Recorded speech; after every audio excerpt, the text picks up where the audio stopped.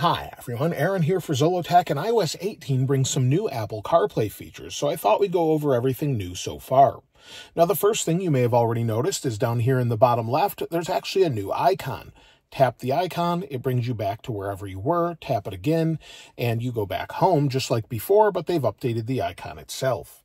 If we go into messages, they've actually updated all of the contacts now with their own contact photos.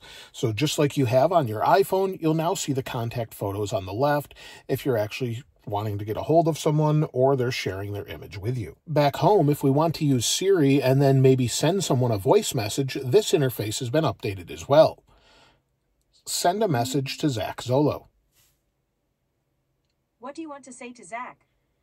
Send me a test message for an iOS 18 CarPlay video, please. Sending. Send me a test message for an iOS 18 CarPlay video, please. So you'll see it looks a little bit different. It's more compact. You'll see it comes in with the new image on the left here if they have one set, and the overall image is actually smaller at the bottom of the display. So it just looks a little bit different. It has a refreshed update as far as its looks go. And Siri now is bilingual, so you can speak to it in English and Spanish or other different languages that are supported so that you can actually respond back and forth depending on how someone is speaking. Siri also allows you to check for sports scores or the weather, and the interface has been updated. What's the weather today? Expect some clear skies today. Daytime temperatures will hover around 92 degrees, with overnight lows around 64.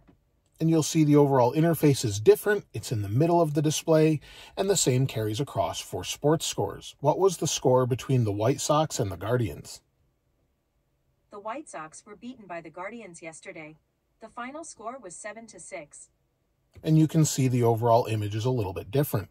The same is true if you maybe leave something behind and it notifies you of maybe something you've left behind in an office when you've left that workplace or your home or your keys or something else. Within settings, there's some new updates for Siri. If we go into Siri, then we go down to Siri responses, you'll see we have some new options for when connected to car Bluetooth. We can have it respond over the radio, respond over the media source, or respond over phone speakers. It's something I think many of us have wanted for some time. We also have some new options for accessibility. Some of these are really great, so maybe you get car sickness pretty easily, and if we go into motion settings, we actually have show motion vehicle or vehicle motion cues. You'll see these little dots on the screen that appear, and these actually help when you're moving. It senses the movement of the car and moves along with it. So you'll see the dots move as I move this back and forth, and it really does seem to help. So if you get car sickness or suffer from that, you can use your phone or iPad, and it will now use motion cues so that it tries to help you sort of see the motion, and I've actually tested it quite a bit, so it seems to be pretty good so far. We also have some new sound notification options. If we go into our settings, within our settings, if we go down to accessibility, and then we scroll down to the bottom, we have sound recognition. If we enable this, we'll just turn it on here, we can have it sound or let us know when there's a car horn or a siren. When either of those actually alert us, it will let us know on the phone or the CarPlay display that one of those have sounded. Back within accessibility settings, we also have voice control options. It allows you to use your iPhone's microphone to control CarPlay with voice commands. So if we enable this here, we can actually use this to say, go home. Open podcasts. Go home. Open music.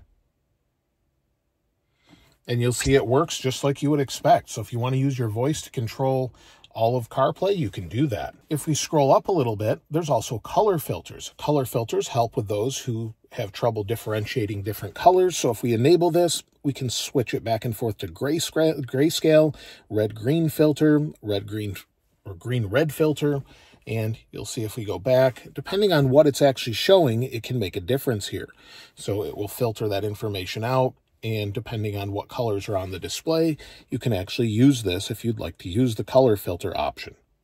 And so next-gen CarPlay is something we've all been waiting for, but it looks like it will be in different vehicles such as maybe Porsche, Aston Martin, they've announced it, and we just haven't seen what it looks like just yet. But it should be able to control gauges, maybe make things look a little bit more uniform, and have larger maps and things throughout the car.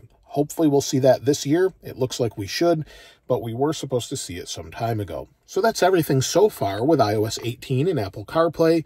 If you found any additional features, I'd love to hear from you in the comments. And of course, I'll link this wallpaper I've been using in the video in the description below. If you haven't subscribed already, though, please subscribe. And if you enjoyed the video, please give it a like. As always, thanks for watching. This is Aaron. I'll see you next time.